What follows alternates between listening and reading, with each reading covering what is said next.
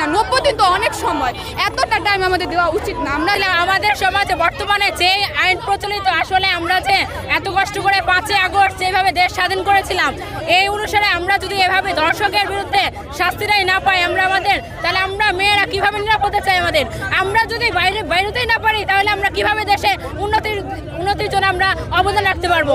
আমরা যদি দেশে আমরা এই দেশে দিনের বেলায় বেরোতে ভয় পাই, সেখানে বেরোতে না পারি, তাহলে কিভাবে আমরা কি করব?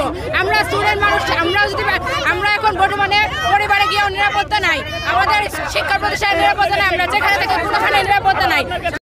বাচ্চা শিশুটা অনেকদিন যাবৎ হসপিটালে আছে, বাট ধর্ষণের বিরুদ্ধে কোনো সরকার কোনো রেসপন্স করতেছে না, মাঠে নামতে হয়েছে। আমরা তো আলটিমেটলি এদেশে সেফ না, শুধু আছি না, আমরা প্রত্যেকটা নারীর কোনো নিরাপত্তা নাই। তো আমরা চাই যে প্রত্যেকটা নারী আমরা সহজে রাস্তায় চলতে পারি, যে বেগম রোকেয়াদের মতো যেরকম নারী যে স্বাধীনতা, এটা আমরা নিশ্চিত করতে চাই আসলে। বাট আমাদের প্রশাসন খুবই দুর্বল, প্রশাসন তো কোনো কথাই বলতেছে না। আমরা চাই এর কঠোর প্রতিবাদ।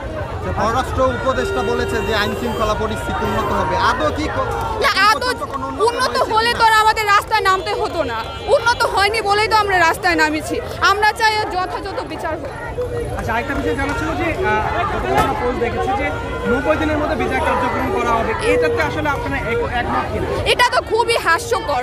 90 দিনের একটা কমিটি কতই তো গঠন হয়েছে, আলটিমেটলি এমন কমিটি গঠন হয়, বাট কোনো বাস্তবে কয়েকদিন পরে কমিটি বিলুপ্ত হয়ে যায়। বাট এর কোনো আমরা বাস্তবিক রূপ দেখি না। 90 দিন তো অনেক সময়, এতটা টাইম আমাদের দেওয়া উচিত না। আমরা চাই আমরা খুবই তাড়াতাড়ি 1 সপ্তাহের মধ্যে কার্যক্রম পালিত হোক। আপনারা